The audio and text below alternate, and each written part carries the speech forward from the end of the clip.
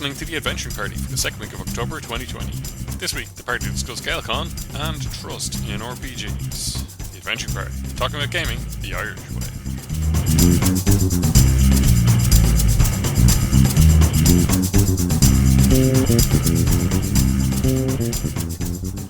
You're listening to the Adventuring Party.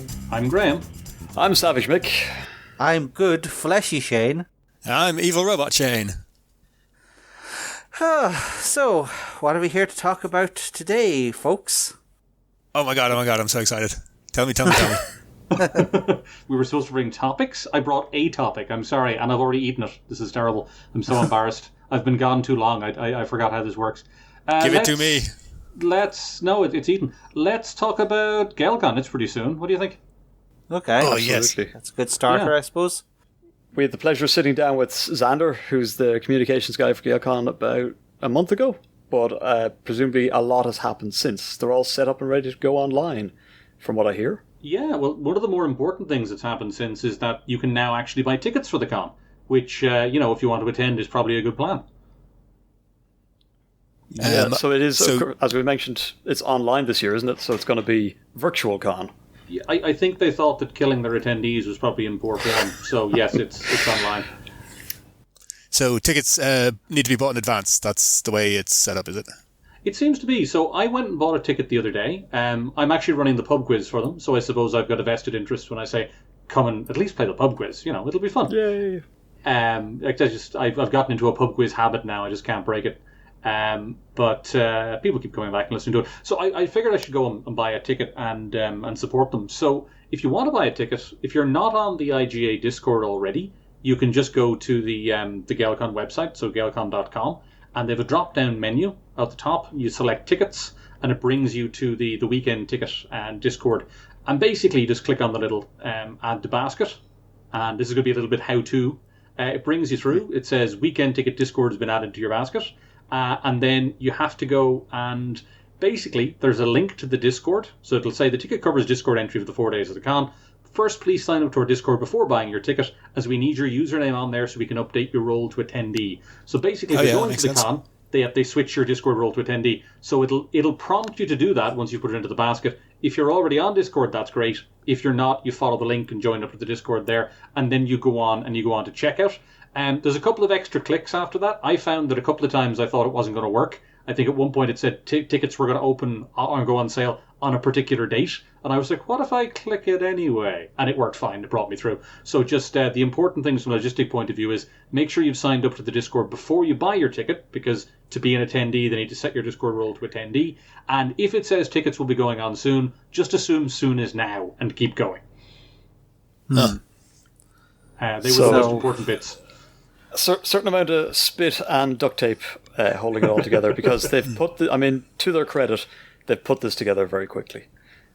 In a year when a lot of other events have had to simply shut the doors altogether, Gaelcon have powered on in the teeth of adversity. So I think credit to them. Even if it's not the Amazon or eBay smooth experience in terms of buying, then we should try and be patient. Yeah. Go ahead. No. No, I was just going to say they do have the full 4-day roster that we've come to expect from Gaelcon.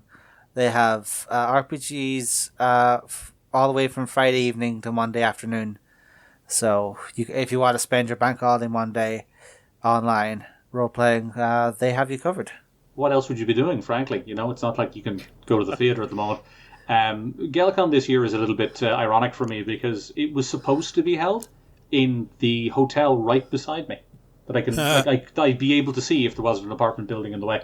And I was like, man, it can't possibly get any closer. And now it's just in my house because it's online. So I guess I was wrong when I monkey pawed wished, can't possibly be any closer, but it could. It turned out it could be closer. You're sorry you bought a pair of trousers now, because you're not going to need them. To be honest, I daily lament my purchase of trousers. The other thing that because I also wanted to see if I could buy tickets for individual events. They're not on sale yet, and I have double checked with the lovely people at the IGA, and apparently they'll be going on sale the Friday of the con. So I don't know whether or not they're going to be opening the floodgates on Friday, and you can purchase, tickets for the whole event, weekend, yeah. or whether or not it's going to be phased in a day-by-day or even sort of a slot-by-slot basis. That I don't know, but I do know that the individual event tickets will be going on sale the Friday of the con. So I live abroad because I'm an adventurer, and I'm surrounded by people less fortunate than ourselves who have some never even been to a games convention at all, let alone an Irish one, which are the best, and certainly not an online one. I've never been to one of these. So how's it kind of work? Do we know yet? What can these people expect? No, it's a local con for local people. I'm sorry, if you're not within the Dublin bus routes, you cannot attend the online version of Gaelcon. Well, tough but fair. Yeah, they check your IP addresses. Yeah, IP addresses will be checked at the door. So everyone will have DRM installed. To the best of my knowledge, what they're doing is they're using Discord and then some other online role-playing platforms as needed. I guess it'll depend on the people who are GMing the particular games, for dice support and bits and pieces like that. But I'd say very similar experiences to what we've all been, through for the last 7 months. Almost everyone I know has been doing their RPGing, and in some cases they're LARPing, which is a little bit more of a feat online. So, you're looking at Roll20 and stuff like that. And I suppose how much that technology is made use of will probably depend on the GM who's running your table. Okay, so it'll be like sitting down at a table at a con. You'll just sign into some kind of a chat room that's either video or audio with some randomers, and there'll be a bit of banter and getting to know each other and stuff, and then game will start with pre-generated characters. That looks like it, yeah. Like they've got pre-written games. It's very much going to be Gaelcon. It's just going to be Gaelcon online in the future. I'm looking at the blurb that would have been very different a few years ago. But, yeah. Well, I'm looking at the blurbs, the number of slots. This thing runs late. It's got games of every persuasion. I'm happy to see a lot of names I recognise, but also a lot I don't, which means there's still a lot of new talent coming up. Great new ideas. Might mean you've forgotten how to read, let's be fair. Well, one or two names do stand out, like industry legend Gar Hanrahan, who's an actual... I mean, the idea that Gar, a guy who's working on a lot of major sort of games at the moment, will still drop a scenario on Gaelcon is just, that's awesome. It is. And this is a chance to really get up close and personal with the people who are writing some of the best games today, and the people who are probably going to be writing them in the future. One of the best Gaelcons that I had actually involved Evil Robot Chain. And do you remember when we played the Dracula dossier? Oh my god, yeah. Oh, that was so good. It was so good. So Gar basically sold a couple, it was only one table, but it went on all weekend. So you'd come in, sit down, quite hungover after the first day, but that's Gaelcon for you, from 10 o'clock on. And I think we'd play till like late afternoon, early evening. And it was brilliant because it got you into the con. I'm not always excellent at turning up the crack of dawn. And then you had something to do each day. And then the evenings were kind of free for yourself. And he was running, kind of a very slimmed down version of the Dracula dossier. Which I was so impressed with, I then bought everything for, and I'm finally getting to run me too. this weekend, which I'm really looking forward to. Very nice. As in, you're starting a campaign that's going to take several years? Yes, absolutely. And I've got a massive cork board. I have a massive cork board. I have a giant book and so on and so forth that I can keep the things in. And more importantly, I have players, and one of them is enthusiastic enough to have gone off and bought the paper version of Dracula Unredacted, had it delivered to her house. The rest of them are going to have to, because no one's going to obviously go anywhere these days. But the rest of them are going to have to content themselves with the PDF version. But I'm really looking forward to it. The long and short of that particular story was Gar creates and makes and runs brilliant things. And if people can get in a virtual tabletop with him in Gaelcon, they will be doing themselves a huge favour. He's an excellent GM. Yeah, absolutely. But don't just get lured by the main stage events. There's a ton of other stuff there. There's some a lot of female names in the writers list as well, which is always good because I think there's lots of different energies to be brought to. Murder on the Ebron Express? Sorry, I've been sidetracked. That's exactly my thing. By simply Orla, who is like Cher or Bono. So I might have checked that out. I would be remiss if I did not plug the Star Trek Irregulars game that I will be running with the wonderful Irene, where you will play a bunch of perfectly normal, not at all genetically modified children who will definitely behave themselves and not get up with any shenanigans whatsoever.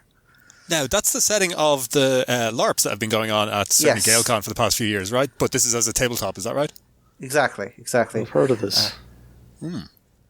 Great. It is, okay. I could give the thing. The LARP is basically the tales of the either best or worst starship in Starfleet, depending on who you ask. And I've been on it. It's the everyone worst. you ask will say the worst. What starship is it? The USS St. Jude. Cool, that's not the Enterprise, therefore it's not the best one. Worst it is, that's fine. They have other starships? Interesting. Okay, so Gaelcon is definitely going ahead. It is, what are the dates again? Dun, dun, dun, It is dun. the 23rd to the 26th October this year. That's it. So Yeah. not a whole lot more days to wait until what is kind of like Irish Gaming Christmas. it is. Sorry, what was that? Yes, it is. I'm super Yes, it is. excited. Yes, it is. I'm going to miss this Sunday and the Monday, or the Sunday night and the Monday. Yeah, visions of sugar dice running through your head. You know, get up there and hang the I don't know, what the hell would you hang? The ticket Gaming on top of the stockings. tree. The gaming stockings, of course. They're going to be arraigned by the gaming fire with gaming care. Fuzzy dice, they can hang. Yeah. Oh, holy dice. But, The dice are rolling. It looks like it's super flexible in terms of times. So like it's running early to late, nearly all the days. And we have been promised. Sorry. Get onto Discord. Yeah, just make sure to get on Discord. Yeah. Follow the coordinators. Listen for the announcements. Don't miss your slot. All that kind of stuff. Yeah, and don't be afraid to just hop into Discord and do the usual Gaelcon thing of hanging around chatting, because there should be free rooms as well to allow for that kind of thing. Just keep your limbs within the internet at all times. That's the most important thing. Once we've left, we will not be stopping. We will not be going back for toilet breaks or to, I suppose, retrieve loved ones. So all of your limbs inside the internet at all times is the important Just part. like real Gaelcon. Just like real Gaelcon. Yeah. Yeah. This time in the future. Okay. So that's okay. That's another plug for Gaelcon, which we love dearly. But we do need to address something else this week, don't we? Our we have a ongoing trust burning- issues? Okay, I thought you might bring that up. Listen, I'm very sorry. I didn't know it was your... I'll leave the audience to wonder about that one. Oh my yes. God. I'm getting Croissant? worried there for a second. Croissant. Yes. Let's go with croissant. Yeah, but yes, we would like to broach the topic of trust in RPGs and how it relates to the rules that we use. And whether there is a connection between how much you trust your GM and how many rules you think there needs to be in this game. So, do people have any thoughts on this? Nope, that was a quick episode. See you later. Robot Shane, go for it. Save us. No, that wasn't. Well, that was me having some Oh, hell. thoughts Right. in my head, but not ready to. So Shane, this has come what up. are you talking about? What's going on? What's wrong? Who has wronged you? Who must you kill? Well, sorry, this is you're gonna have to specify a shade again. Oh, I'm sorry. Well, if I don't refer to them as... Sorry. War Master Scarr. You are now the Okay. default. What is it that has set you on this sort of trail of paranoia and doubt? Well, maybe it was that in my eternal quest to conquer the OSR and see its gooey innards displayed before me, I've been digging around in some blogs and discovered an interesting phenomenon being referenced. This is called the Free Kriegspiel. Now, this probably needs context, but Kriegspiel is sort of the early turn of the century wargaming equivalent that sort of Gave birth to us all. it birthed the Graham? It was used to train officers in the Prussian army at some point, I believe. Yeah. Yeah. I think the aspect is that Scarr is referring to is the fact that it's very much an umpired Yes. system. It's Rules light, umpire heavy. Yeah. Yes. It was like the conceit, the thing that they used to make these officers, believe in the system was that, behind the screen, the umpire referee has all kinds of charts and tables that are scientifically proven by Prussian science to simulate all manner of warfare. But the truth of the matter was that usually just these umpires were veteran generals of many, many Prussian wars, because Prussia got good at war by doing lots of war. That's pathetic. All you are is a veteran Prussian general.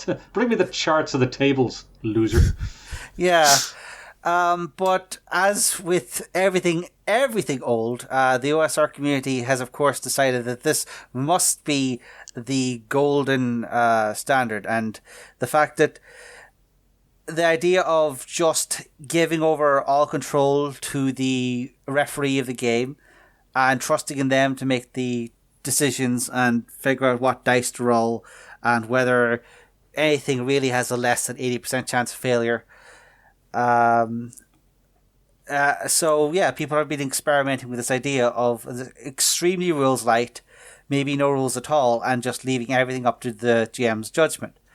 And that made me wonder, well, I can understand that working, much like I can sort of understand all the weird stuff that the OSR comes out with, but it requires an awful lot of trust in the GM, and that just got me thinking about how much of what our other systems that we use is due to not trusting the GM in a way. That I have immediately ideas about that, if anyone's interested. Go for it, yeah. No, I mean, they're probably not listening to a podcast to hear opinions or anything like that. I meant you three specifically, you jerk. But anyway, one of the things is I don't think it even comes down to trust in a situation like that. I think it comes down to weights, okay? So we will weight the importance of different things in different fashions. So my idea of a very crucial detail may not be the same as yours. And they will be coloured by our experience, as well as our experience of the minutiae of what we're talking about, but also just our lived experience. Because you're going to start relying on anecdata rather than data. So if I have, I'll be like, but I'm a Prussian general. Like that, the 3 battles that I can think of that relate to this, man, cavalry are really important. So I'm going to unconsciously place a heavy weight on the cavalry. Now, I'm not looking at battle information from 1,000 battles. I'm going from my own lived experience, which by definition has to be biased. Now, none of us are actually Prussian generals. So what's happening is if you're GMing a game, your player has an unconscious idea of the weight of how important certain elements, decisions, and outcomes are, and they may not feel that you have that same weight. The advantage to a set of rules is everyone's singing off the same hymn sheet when it comes to the relative importance and the relative magnitude of risks, weights, and outcomes. So you know what you're wagering. Do you know what I mean? You know what you're gambling. You know if you're playing roulette or blackjack. And the problem is, if you don't have that lingua franca, that common set of expectations, then I think the worry becomes, how do I know that the thing that I'm going to do is going to have not necessarily the outcome that I think it's going to, but somewhere approximating that? Does that make sense? It does, yeah. And I think, this is the same thing about weighting, but also an example in the opposite direction is that rather than the lived experience being way less than the than the full collection of data that should be crunched, a player can have lived experience that is quite a bit greater than everybody else's.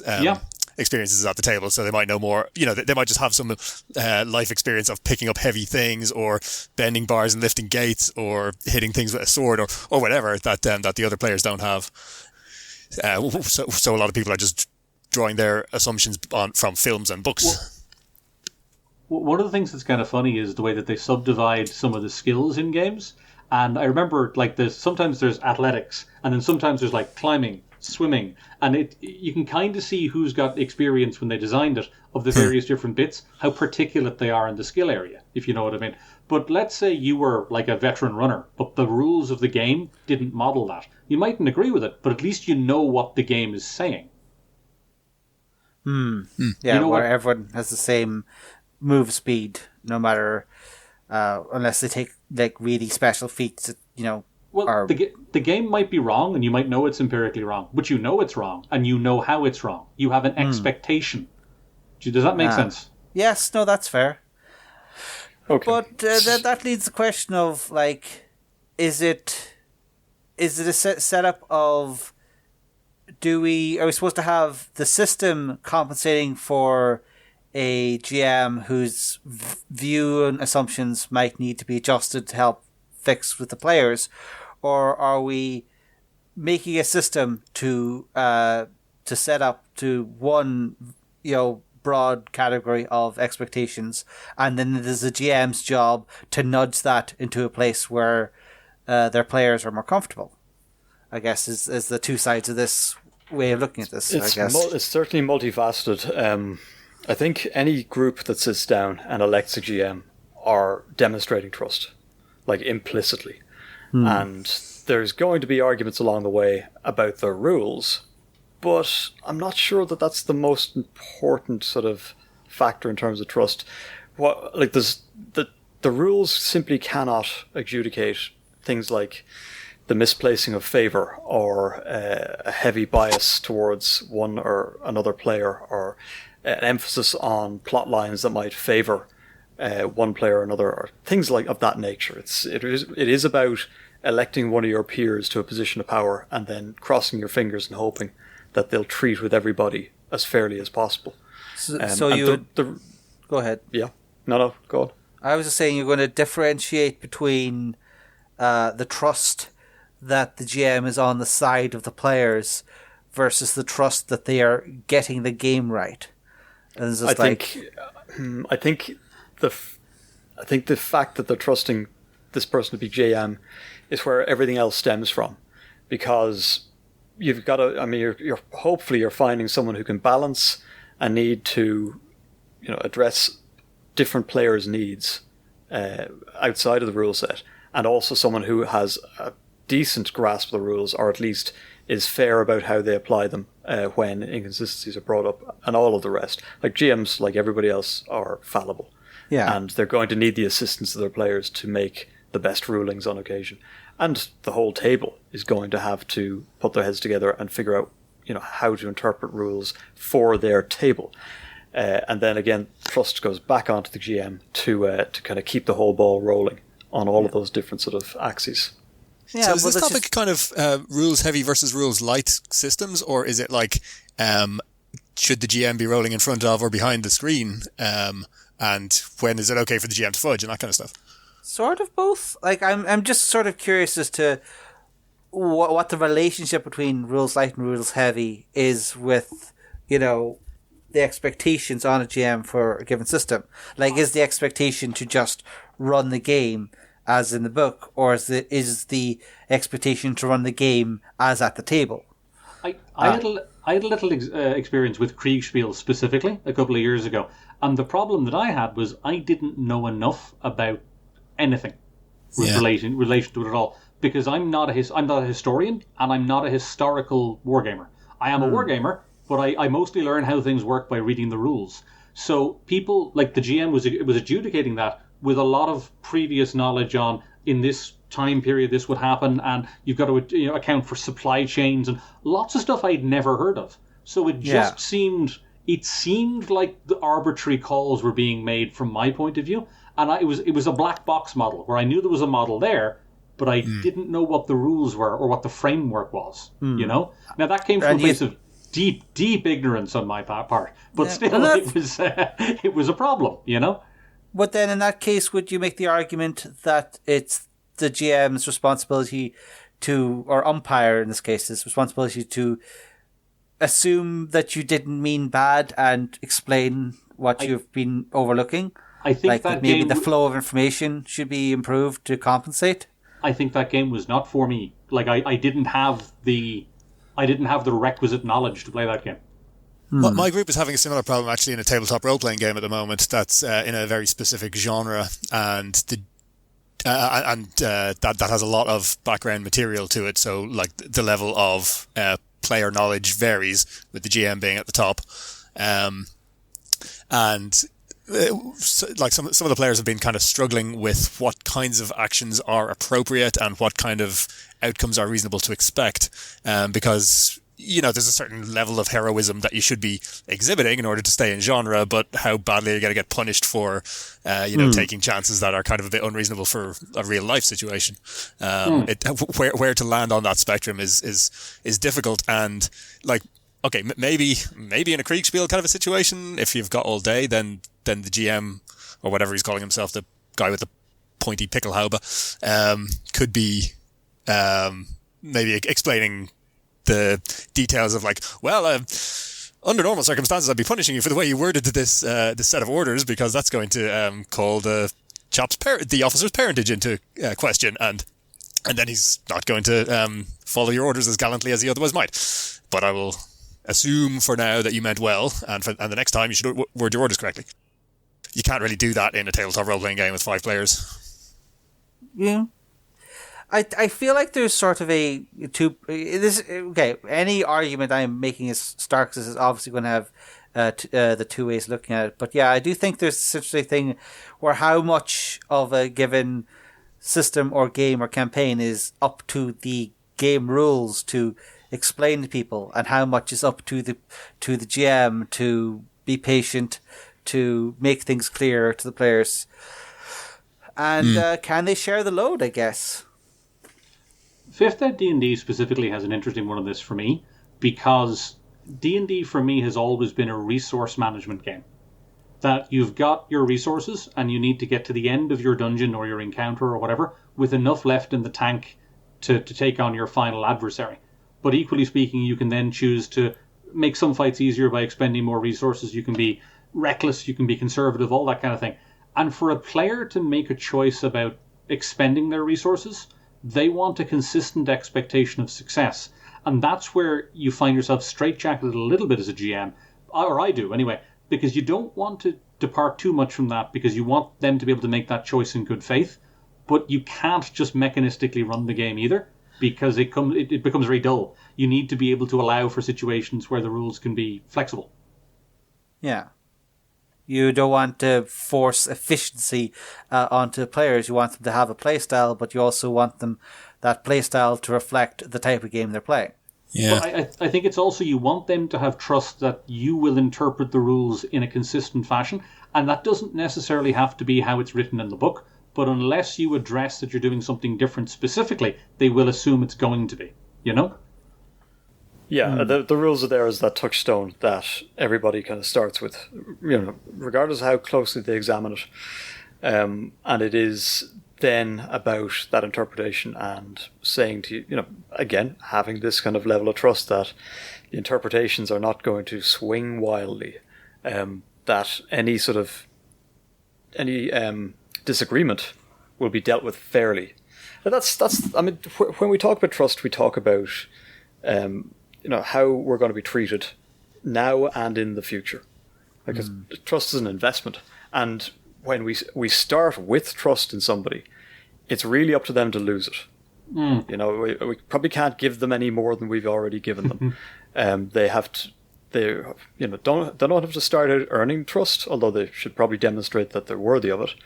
And then from there on in, it's about like how much will you retain and how much do you risk losing if you're going to make calls that become very very difficult to smooth over later on. Yeah, I think if I can be a little bit trite, I think the most important trust that we can have either in our GM or in our fellow players is trust in one another to listen, so that if there is a difficulty of some description, we can bring it to some. It can be difficult to, obviously if you feel someone's doing something they shouldn't, or it can always be a difficult thing to broach. But if you trust that the other person will listen and act in good faith, I think that's the most important trust to have. Absolutely. That's good advice in life in general. One last thing is I find it interesting that whenever this sort of thing comes up, it's usually pitched as a problem of trusting the GM and their rulings, their house rules, their calls on the thing. Very rarely do people talk about whether or not they trust the game designer. And I find that interesting because the game designer can often just as often be at fault as the GM would be. But because there's no scope for negotiation, we don't tend to think of that in terms of something that could be won or lost. We just simply accept the rulebook as it is, and then decide, well, we're going to have to patch this, and this. GM, what are you going to do, and do we agree with it? So, trust is... Question. Do we trust writers? Do we trust game designers? I don't know. I think the ones who manage to get their name on the next game are probably the ones that demonstrate that trust has been placed in them. I don't think I agree with that. It's not that difficult to... Well, okay, that's unfair, but like self-publishing or like small press is a thing. I don't know that anybody here was in a campaign that I tried to run of a game called Duty and Honor, which was like an indie sort of sharp type of Napoleonic war thing. Like between me and the group that we tried to play it with, like we were all enthusiastic and fans of the genre and had over 100 man-years of gaming experience, and it was just unplayably problematic, this particular game, which obviously hadn't been picked up in playtesting because I think it had been run with probably a small group, maybe who all were familiar with the author or whatever the term is. So therefore, I know there were unspoken expectations, or they were able to ask questions and clarify stuff in a way that wasn't clarified in the book. But like the game just had problems that made it not work. But this particular writer or designer had more than one game. Is that what you're striking at? Oh, I see. I don't think so at the time, but there has been a sequel. Right. Okay. I do think it's interesting though, because we're suggesting then that that writer's own group was able to trust in him and overcome the problems of the system, but the outsiders who bought his system were not able to find anything trustworthy within the book. So I guess it does actually cut both ways. It's like you maybe trust a trusting GM a GM that you can trust will overcome a system that you can't, but can a system that you trust overcome a GM you can't trust? I don't think so. I think we're into the rule of law as it applies to RPGs, which is an interesting place to go, but it is a rules versus ruling discussion. Yeah. I mean, does anybody want to live like that anyway, where you're having to turn to the rules because your GM is a problem? I think at that point you've just lost. I think we can all trust our GMs to a greater or lesser extent, or they wouldn't be our GMs. What we can't trust are those damn dirty players. God.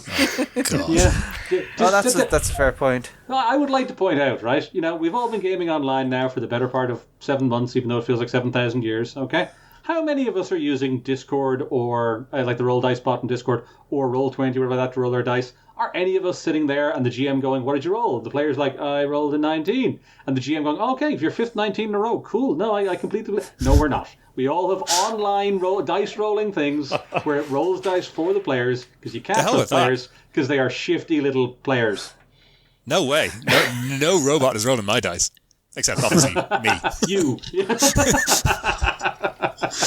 Okay, I look forward to seeing that come up in the online Gaelcon, where they're like, you can't put mojo into a robot dice roller. It needs to flow out of the palms of your hands. That's how dice rolling works. I want to see that face off where they're like, press the dice button, and you're like, no, you can't.